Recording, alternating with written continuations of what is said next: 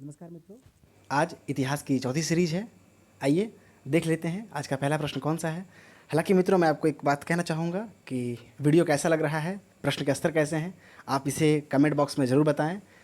एवं वीडियो आपको अच्छा लग ही रहा होगा ऐसा मैं उम्मीद करता हूँ, तो लाइक और शेयर ज़रूर करें और सब्सक्राइब भी कर लें। धन्यवाद। आगे बढ़ते हैं और आज का पहला प्रश्न है कि निम्नलिखित कथनों पर विचार करें। कथन ए, अलबरूनी पुराणों का अध्ययन करने वाला पहला मुसलमान था। कथन बी, तहकीक-ए-हिंद अलबरूनी की रचना है। तहकीक-ए-हिंद अलबरूनी की रचना है। तीसरा कथन है, यह भारत गजनवी के साथ आया था। और आगे कथन डी है, उत्बी गजनवी का दरबारी इतिहासकार था। तो आपको बताना है कि इसमें कौन से सही हैं। आइए देख लेते हैं इसका सही उत्तर कौन सा होगा। पहला कथन है कि अलबरूनी पुराणों का अध्ययन करने वाला पहला मुसलमान था। सही है, वास्तव में वो पहला मुसलमान था जिन्होंने पुराणों का अध्ययन किया। आगे है, तहकीक-ए-हिंद अलबरूनी की रचना है, यह भी सही है। आगे है, यह भारत गजनवी के साथ आया था, यह भी सही है। आगे कथन है, उत्बी गजनवी का दरबारी इतिहासकार था, यह भी सही है। आपको मैं छोटी सी जानकारी देता हूँ कि कथन जो डी है कि उत्बी गजनवी का दरबारी इतिहासकार था, उत्बी के साथ साथ गजनवी के दरबार में न केवल उत्बी बल्कि फिरदौसी, फारूकी इत्यादि भी हुए। आगे बढ़ते हैं। तो इस तरह से प्रश्न संख्या एक का उत्तर ई होगा, एक से अधिक। पुनः सुन लेंगे, प्रश्न संख्या 1 का सही उत्तर ई है। अब आगे बढ़ते हैं और प्रश्न है 2, निम्नलिखित में से कौन सा सही कथन नहीं है। ध्यान देंगे, कौन सा सही कथन नहीं है, नहीं चुनना है। पहला कथन है, महमूद गजनवी ने एक तरफ संस्कृत मुद्रालेख के साथ सोने के सिक्के भी निर्गत किए। दूसरा कथन है, मोहम्मद गौरी को सबसे पहले पृथ्वीराज चौहान ने पराजित किया। तीसरा कथन है, गौरी ने अपने सिक्के पर देवी लक्ष्मी की आकृति खुदवाई। अगला कथन है, ऐबक की राजधानी लाहौर थी। ई, इनमें से कोई नहीं या एक से अधिक। अब बताना है इससे कौन सा कथन गलत है। आइए देख लेते हैं कौन सा उत्तर सही होगा। पहला कथन है कि महमूद गजनवी ने एक तरफ संस्कृत मुद्रालेख के साथ सोने के सिक्के निर्गत किए, यह गलत है। सोने के सिक्के नहीं बल्कि चांदी के सिक्के निर्गत किए थे, तो पहला कथन गलत है। दूसरा कथन है, मोहम्मद गौरी को सबसे पहले पृथ्वीराज चौहान ने पराजित किया था, यह भी गलत है। मोहम्मद गौरी को सर्वप्रथम पृथ्वीराज चौहान ने नहीं बल्कि भीम द्वितीय ने पराजित किया था। आगे कथन है, गौरी ने अपने सिक्कों पर देवी लक्ष्मी की आकृति खुदवाई, यह सही है। आगे कथन है, ऐबक की राजधानी लाहौर थी, यह सही है। तो इस तरह से हम देखते हैं कि कथन गलत कौन सा है। तो कथन गलत होगा ए एवं बी। इस तरह सही उत्तर प्रश्न संख्या 2 का ई होगा, एक से अधिक। आगे बढ़ते हैं और प्रश्न 3 पर चलते हैं। प्रश्न है, निम्नलिखित में से कौन सही सुमेलित नहीं है। ए, तुगलक वंश, इसके संस्थापक गाजी मलिक थे। बी, सैयद वंश, इसके संस्थापक खिजर खां थे। सी, हक-ए-शर्ब, सिंचाई कर के लिए विभाग का गठन किया गया था। और डी, सबसे अधिक समय तक शासन करने वाला शासक तुगलक वंश था। खेद है, यहाँ पर ऑप्शन ई नहीं दिया गया है। आपको बताना है कि कौन सा कथन सही सुमेलित नहीं है। आइए देख लेते हैं।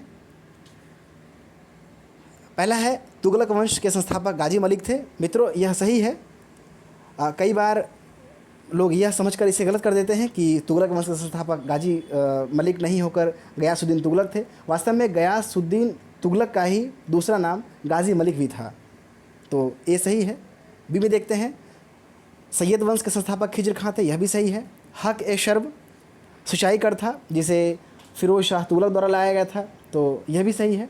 आगे है, सबसे अधिक समय तक शासन करने वाला जो शासक था वो तुगलक वंश था, यह भी सही है। लगभग 94 वर्ष तक शासन किया गया इस वंश के द्वारा, तो लगभग सभी सही है। तो इसका सही उत्तर होना चाहिए 3 का ए। आगे बढ़ते हैं, प्रश्न संख्या 4 पे आते हैं। प्रश्न है, दिल्ली के किस सुल्तान ने इस उद्देश्य से एक अनुवाद विभाग की स्थापना की कि उससे दोनों संप्रदाय के लोगों में एक दूसरे के विचारों की समझ बेहतर हो। तो ऑप्शन देख लेते हैं। ए है अलाउद्दीन खिलजी, बी है फिरोज तुगलक, सी है इल्तुतमिश, डी है अकबर एवं ई उपरोक्त में से कोई नहीं या एक से अधिक। तो आइए देख लेते हैं इसका सही उत्तर क्या होगा। इसका सही उत्तर है फिरोज तुगलक। फिरोज तुगलक ने ही पहली बार अनुवाद विभाग की स्थापना की। इनका उद्देश्य यह था कि दोनों संप्रदाय, यहाँ संप्रदाय तात्पर्य हिंदू एवं मुसलमान है, ताकि एक दूसरे के बीच विचारों की समझ बेहतर हो। आगे बढ़ते हैं और प्रश्न संख्या 5 में चलते हैं। देख लेते हैं क्या प्रश्न है। प्रश्न है निम्नलिखित में कौन सही सुमेलित है। सही सुमेलित देखना है। पहला है दार उल शफ़ा खैराती अस्पताल, दूसरा है दीवाने इस्तिहाक गुप्तचर विभाग, तीसरा है दीवाने बंदगान पेंशन विभाग, डी है दीवाने मुस्तखराज कृषि विभाग, और ई उपरोक्त में से कोई नहीं या एक से अधिक। सही सुमेलित देखना है मित्रों। इसमें से जो ऑप्शन डी है दीवाने मुस्तखराज और दीवाने बंदगान और दीवाने इस्तिहाक, इसकी चर्चा मैं कल के वीडियो में भी कर चुका हूँ। तो वीडियो निरंतर देखते रहना है, अभ्यास जारी रहेगा। कभी रिपीटेशन यदि होती है तो रिवीजन अच्छा हो जाता है। आइए देख लेते हैं सही उत्तर क्या होगा। पहला है दार उल शफ़ा का अर्थ है खैराती अस्पताल, बिल्कुल सही है और इसे लाया गया था फिरोज शाह तुगलक के द्वारा। आगे बढ़ते हैं दीवाने इस्तिहाक, यह गुप्तचर विभाग नहीं बल्कि पेंशन विभाग था और इसे भी फिरोज शाह तुगलक के द्वारा लाया गया था। आगे है सी दीवाने बंदगान, यह पेंशन विभाग नहीं बल्कि यह दास विभाग था जिसे फिरोज शाह तुगलक के द्वारा लाया गया था। और आगे है दीवाने मुस्तखराज, यह वित्त विभाग था और इसे अलाउद्दीन खिलजी के द्वारा लाया गया था। तो इस तरह से यदि बात करते हैं हम सही सुमेलित की तो 5 का सही उत्तर ए होगा। आगे बढ़ते हैं प्रश्न संख्या 6। प्रश्न है निम्नलिखित कथनों पर विचार कीजिए। पहला कथन है चंगेज खान स्वयं को ईश्वर का अभिशाप कहने में गर्व का अनुभव करता था। आगे है उड़ीसा की प्राचीन राजधानी जाजनगर थी। आगे कथन है फिरोज शाह तुगलक का मकबरा हौजे खास में है। दो कथन है बन्नी हट्टी की लड़ाई 1565 में हुई। तो यहाँ पर देखना है कि सही विकल्प कौन कौन से हैं। आइए देख लेते हैं सही कथन क्या होगा। पहला कथन है कि चंगेज खां स्वयं को ईश्वर का अभिशाप कहने में गर्व का अनुभव करता था, सही है। आगे है उड़ीसा की प्राचीन राजधानी राजनगर थी, यह भी सही है।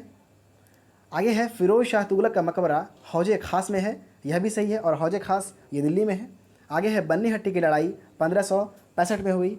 आपको ध्यान होना चाहिए कि बन्नी हट्टी की लड़ाई जो हुई थी यह विजयनगर साम्राज्य के पतन का कारण भी बना था। आगे बढ़ते हैं, इस तरह से इसका सही उत्तर देखते हैं तो ई होगा, जिसमें कि सभी सही अर्थात एक से अधिक। आगे बढ़ते हैं और प्रश्न संख्या 7 पे चलते हैं। प्रश्न है हजार रामा मंदिर अवस्थित है। हजार रामा मंदिर ये 11th की NCERT मध्यकालीन इतिहास है, इसमें इसका स्पष्ट तस्वीर दिया गया है। तो बताना है कि यह मंदिर कहाँ है। ए हेलीवीड में, बी हम्पी में, सी औरंगाबाद में, डी जौनपुर में या ई कहीं नहीं या एक से अधिक स्थलों पर। आइए देखते हैं, इसका सही उत्तर है हम्पी। हजारामा मंदिर हम्पी में है अर्थात 7 का बी। आगे बढ़ते हैं प्रश्न संख्या 8 पे मिलान करना है। मंडलम जिला, नाडू उपजिला, स्थल, राज्य, खालिसा, सुल्तान के नियंत्रण के अधीन भूमि। तो बताना है कि इसमें कौन से ऑप्शन सही हैं अर्थात किनका मिलान सही है। आइए देख लेते हैं मित्रों, आपको जानकारी हो कि यहाँ पर जितने भी शब्दावली का प्रयोग किया गया है ए बी सी, ये सभी शब्दावली विजयनगर साम्राज्य से संबंधित हैं, जबकि खालिसा ये सल्तनत काल एवं मुगल काल से संबंधित है। आइए देखते हैं मंडलम, इसका शाब्दिक अर्थ होता है राज्य, नाडु इसका अर्थ होता है जिला, स्थल इसका अर्थ होता है उपजिला, एवं डी खालिसा, इसका अर्थ होता है सुल्तान के नियंत्रणाधीन भूमि, मतलब सुल्तान के अधीन जो भूमि है उसे खालिसा भूमि कहते थे। तो इसका उत्तर सही है सी, 8 का सी। आगे बढ़ते हैं और प्रश्न संख्या 9 पे चलते हैं। विचार करना है, मलिक सरवर को पूरब के स्वामी की उपाधि प्राप्त थी। दूसरा कथन है शर्की सुल्तानों ने अवध को अपनी राजधानी बनाया। आगे बढ़ते हैं, मलिक मोहम्मद जायसी जौनपुर का निवासी था। और अगला कथन है जौनपुर को पूर्व का शिराज कहा जाता था। प्रश्न है अब उपरोक्त में कौन सही नहीं है। जी हाँ, प्रश्न है कौन सही नहीं है, इस पर विचार करना है। आइए देखते हैं सही उत्तर क्या होगा। मलिक सरवर को पूरब के स्वामी की उपाधि प्राप्त थी, सही है। आगे है शर्की सुल्तानों ने अवध को अपनी राजधानी बनाया, ये गलत है। यहाँ पर अवध नहीं बल्कि शर्की सुल्तानों ने जौनपुर को अपनी राजधानी बनाया था, तो वह गलत है। आगे है मलिक मोहम्मद जायसी जौनपुर का निवासी था, सही है। प्रसिद्ध रचना पद्मावत इन्हीं की है। आगे है जौनपुर को पूर्व का सिराज कहते हैं, तो यह सही है। तो इसका सही उत्तर है कि सही नहीं है वो बी है, अर्थात ब है कि शर्की सुल्तानों ने अवध को नहीं बल्कि जौनपुर को राजधानी बनाया था। आगे बढ़ते हैं, प्रश्न संख्या 10 पे चलते हैं। प्रश्न है जहाज महल अवस्थित है मांडू में, जौनपुर में, दिल्ली में, हम्पी में या उपरोक्त में से कोई नहीं या एक से अधिक। आइए देख लेते हैं इसका सही उत्तर क्या होगा। मांडू, आपको मैं बता दूं, ये मालवा राज्य की राजधानी थी और मांडू में ही जहाज महल की स्थापना की गई थी। और मालवा जो राज्य था यह नर्मदा एवं ताप्ती नदी घाटी के लगभग बीच में अवस्थित था। तो 10 का सही उत्तर ए मांडू है। आगे बढ़ते हैं और प्रश्न संख्या है 11। शेर मंडल क्या था। शेर मंडल क्या था। ऑप्शन है हुमायूं का पुस्तकालय, बी हुमायूं का मकबरा, सी हुमायूं का महल, डी हुमायूं का पूजा गृह, ई उपरोक्त में से कोई नहीं या एक से अधिक। आइए इसका सही उत्तर जानते हैं। इसका सही उत्तर है ए हुमायूं का पुस्तकालय। शेर मंडल हुमायूं का पुस्तकालय था। आपको ध्यान होना चाहिए कि हुमायूं के पुस्तकालय को दीनपनाह के नाम से भी जानते थे।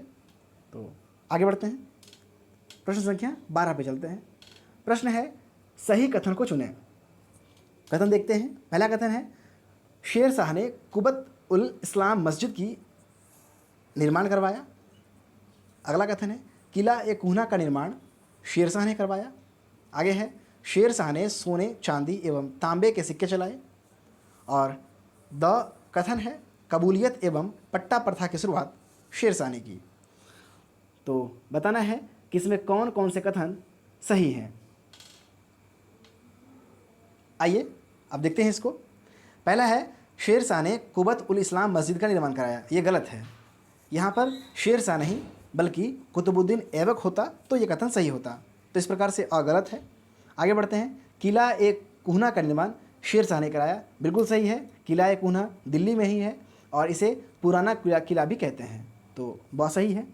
आगे है शेर शाह ने सोने, चांदी एवं तांबे के सिक्के चलाए, तो यह भी सही है।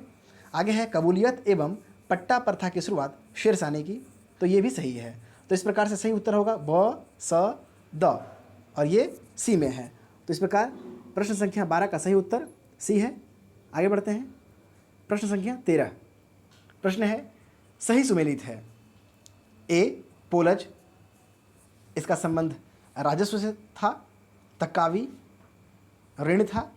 मौरूसी वंशानुगत को ही कहते थे। जात का अर्थ व्यक्तिगत होता था। या ई इनमें से कोई नहीं या एक से अधिक। तो बताना है इसमें सही सुमेलित क्या है। आइए देखते हैं।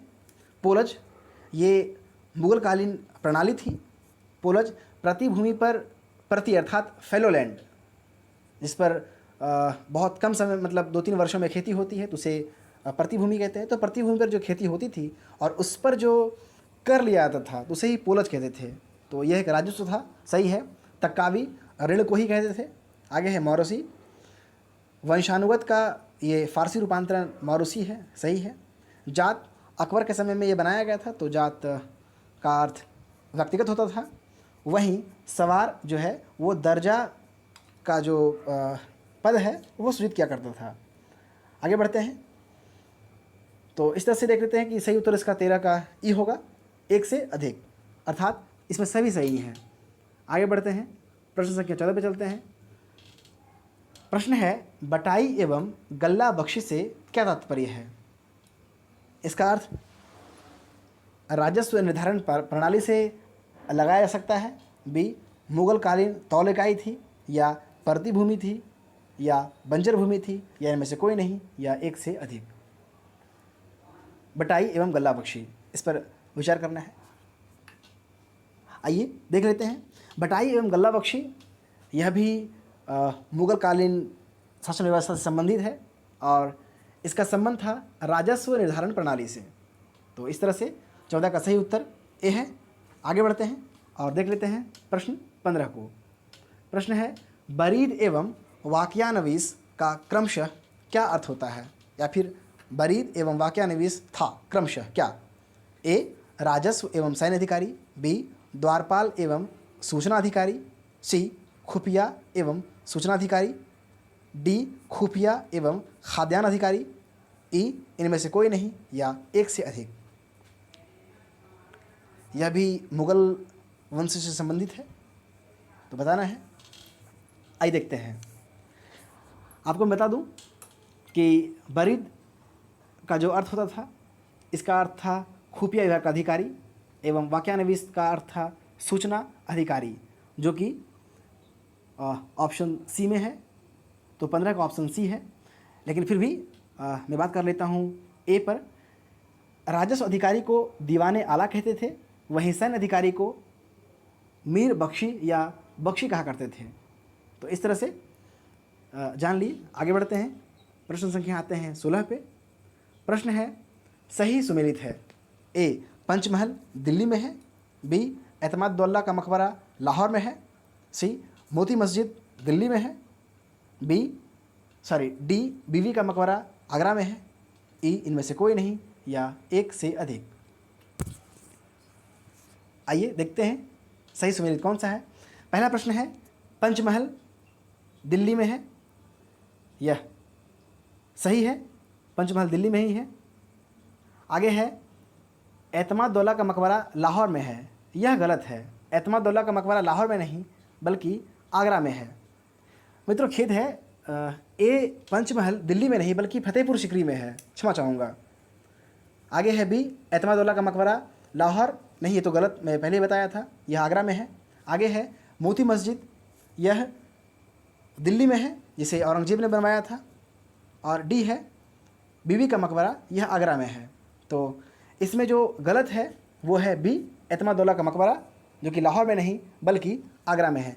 थोड़ी बहुत जानकारी मैं और दे देता हूँ कि पंचमहल का निर्माण अकबर ने कराया था, एतमादुल्ला का मकबरा नूरजहाँ ने कराया था।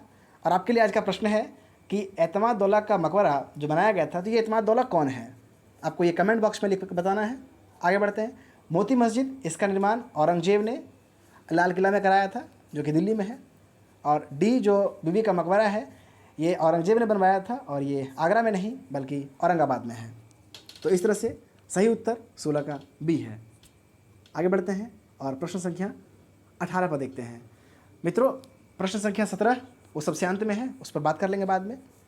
फिलहाल देखते हैं 18। प्रश्न है, सर ए नौबत क्या था?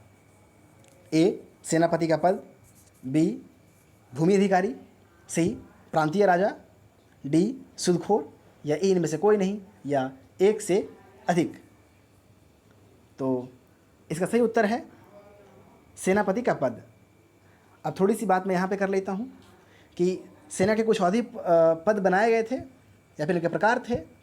तो शिवाजी के समय कुछ सेना के जो प्रकार हुआ करते थे वो इस तरह से है कि पागा सेना जो कहते थे वो अस्थाई सेना को कहते थे, और वो सेना जो अस्थाई हुआ करता था अर्थात टेम्पररी हुआ करता था वो सिलह सार कहलाता था। और सरंजाम जो है ये एक पद आता है, इसका अर्थ होता है राजस्वदान। आगे बढ़ते हैं और प्रश्न संख्या चलते हैं 19 पे। प्रश्न है, कि सही सुमेलित है। इसमें देखना है कि इसमें कौन से सही सुमेलित हैं। पहला है गुर्जर प्रतिहार वंश, ये राजस्थान एवं गुजरात के आसपास विकसित थे। बी गढ़वाल वंश, ये उत्तर प्रदेश में विकसित थे। सी चोल, इनका विकास तमिलनाडु में हुआ था। डी राष्ट्रकूट वंश, इनका विकास महाराष्ट्र में हुआ था। और ई है इनमें से कोई नहीं या एक से अधिक। आइए बात कर लेते हैं। पहले तो जान लेते हैं कि इसका सही उत्तर ई होगा, चूँकि इसमें सभी सही हैं। आइए देखते हैं।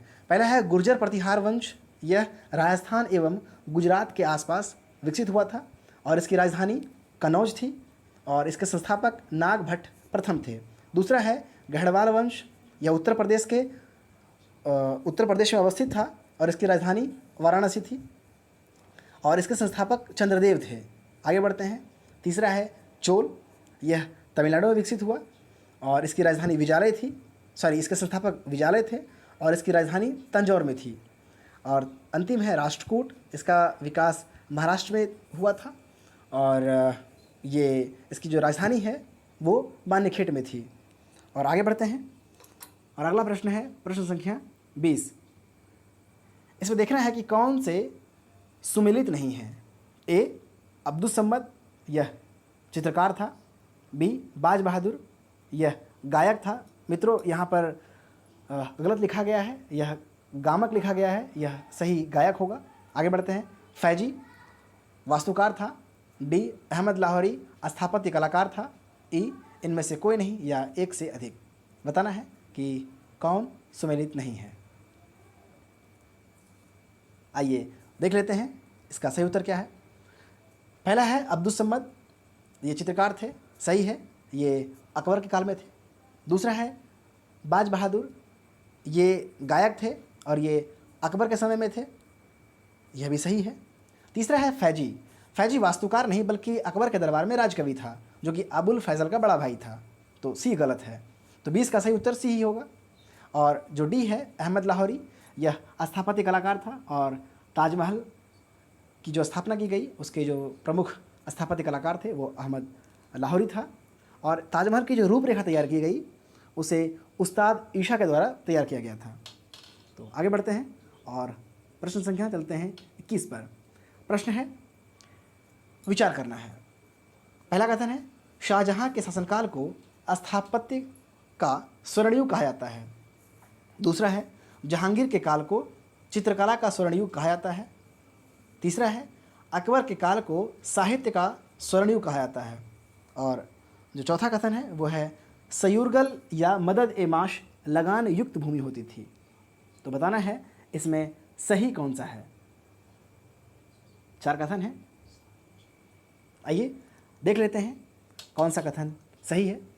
पहला कथन है कि शाहजहां के शासनकाल को स्थापत्य का स्वर्णयुग कहा जाता है, बिल्कुल सही है। इनके समय में बहुत सारी स्थापत्य कला का विकास हुआ, तो पहला सही है। दूसरा है जहांगीर के काल को चित्रकला का स्वर्णयुग कहा जाता है, यह भी सही है, इनके काल में अनेक चित्रकार हुए। तीसरा है अकबर के काल को साहित्य का स्वर्णयुग कहा जाता है, यह भी सही है। चौथा है सयूरगल या मदद ए माश लगान युक्त भूमि होती थी, यह गलत है। मित्रों ध्यान देना है, छोटी सी भूल है इसमें, अन्यथा यह भी सही होता।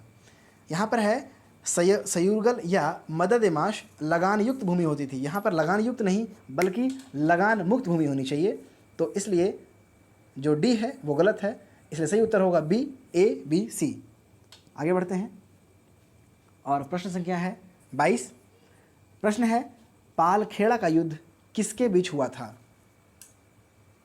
पालखेड़ा का युद्ध होता है, यह 1728 में हुआ है, तो बताना है कि यह किनके बीच हुआ था। ए अकबर एवं रतन सिंह, बी औरंगजेब एवं दारा शिकोह, सी बाजीराव प्रथम एवं निजाम उल मुल्क, और डी ताराबाई एवं साहू, इनमें से कोई नहीं या एक से अधिक। आइए देख लेते हैं। पहला है अकबर एवं रतन सिंह। मित्रों ध्यान होना चाहिए कि रतन सिंह जो मेवाड़ के राजा थे, इन्हीं की पत्नी पद्मिनी थी, जिसे पद्मावती भी कहते हैं। तो अलाउद्दीन खिलजी के शासनकाल में वो हुए, तो अकबर के समय तो ये थे नहीं, तो पहला गलत होता है। दूसरा है औरंगजेब एवं दारा शिकोह। औरंगजेब एवं दारा शिकोह के बीच धर्मट एवं सामुगढ़ा की लड़ाई होती है तो पालखेड़ा की लड़ाई नहीं होगी। तीसरा है बाजीराव प्रथम एवं निजाम उल मुल्क, इसे मैं भी गोपनीय रखूँगा। आगे है ताराबाई एवं साहू के बीच, सही उत्तर है डी, ताराबाई एवं साहू के बीच ही पालखेड़ा का युद्ध होता है। आगे बढ़ते हैं और अगला प्रश्न है, 22 का जो सही उत्तर है वो डी है। और हम आगे बढ़ेंगे। खेद है मित्रों, पालखेड़ा का युद्ध जो है वो बाजीराव प्रथम एवं निजाम उल मुल्क के बीच होता है, न कि ताराबाई एवं साहू। अब चूंकि मैं इसका विवरण दे ही चुका हूँ तो जान लेते हैं कि ताराबाई एवं साहू के बीच जो युद्ध होता है उसे खेड़ा का युद्ध कहते हैं और ये 1707 में होता है और पालखेड़ा 1728 में होता है। तो आगे बढ़ते हैं। मैं समझता हूँ कि आप 23 तुरंत आंसर दे देंगे। खेड़ा का युद्ध किनके बीच हुआ है? इसका सही उत्तर है साहू एवं ताराबाई, चूँकि इसके पहले इसका विवरण दे दिया चुका है। आगे बढ़ते हैं और जो अगला प्रश्न है 24 कि आना सिक्के का प्रचलन प्रारंभ किया गया था किसके द्वारा? ए अकबर के द्वारा, बी जहांगीर के द्वारा, सी शाहजहां के द्वारा, डी औरंगजेब के द्वारा, ई उपरोक्त में से कोई नहीं या एक से अधिक। आइए देखते हैं। इसका सही उत्तर है सी शाहजहां। मित्रों ध्यान रखना है कि रुपया जो पहली बार उल्लेख आता है ये इतिहास में पहली बार शेर शाह के द्वारा शुरू किया गया था। आगे बढ़ते हैं और जो अंतिम प्रश्न है 25 फ्रैंकोइस बर्नियर कौन था? चिकित्सक, बी वैज्ञानिक, सी भूमि अधिकारी, डी पुलिस, ई उपरोक्त में से कोई नहीं या एक से अधिक। इसका सही उत्तर है चिकित्सक, जो कि औरंगजेब के दरबार में हुआ करता था। और मित्रों प्रश्न संख्या 17 छूट गया था, तो आइए इस पर भी बात कर लेते हैं। 17 प्रश्न में है कि पीतरादुरा क्या था? ए चित्रकला की शैली जिसमें पशु पक्षी अंकित होते थे, बी चित्रकला की एक शैली जिसमें पर्वत एवं पहाड़ अंकित होते थे, सी चित्रकला की एक शैली जिसमें मनुष्य के चित्र बनाए जाते थे, और जो डी ऑप्शन है मित्रों यहाँ पर द लिखा गया है कि चित्रकला की एक शैली जिसमें फूल पत्तियों के चित्र होते थे। तो मित्रों इसका सही उत्तर है डी, एक चित्रकला की शैली जिसमें फूल पत्तियों के चित्र होते थे। इसका डी है मित्रों, थोड़ा ध्यान से पढ़ लेंगे। सी में ही जो द लिखा गया चित्रकला के पहले तो उसको देख लेंगे। सबसे अंतिम विकल्प पीतरादुरा। और मित्रों ध्यान होना चाहिए कि पीतरादुरा का पहला प्रयोग जो एतमादुल्ला का मकबरा है इसका हम उल्लेख पहले ही कर चुके हैं, तो उसमें क्या गया है। और मित्रों आज का प्रश्न है आप लोगों के लिए, आप लोगों को कमेंट बॉक्स में लिखकर बताना है। आप लोगों के लिए पहला प्रश्न है कि दस्तार बंदान मध्यकालीन इतिहास में कौन से पद का वर्णन करता है?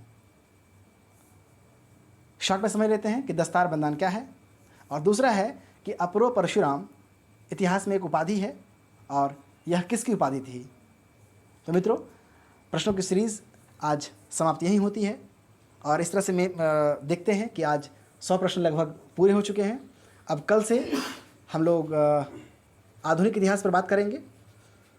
और मित्रों आज बता दूं कि आज के लगभग प्रश्न एनसीईआरटी से सिलेक्ट किया गया था। धन्यवाद मित्रों। और मैं आपसे आग्रह करूंगा यदि वीडियो अच्छी लग रही है तो आप इसे लाइक, कमेंट एवं सब्सक्राइब ज़रूर करें। धन्यवाद।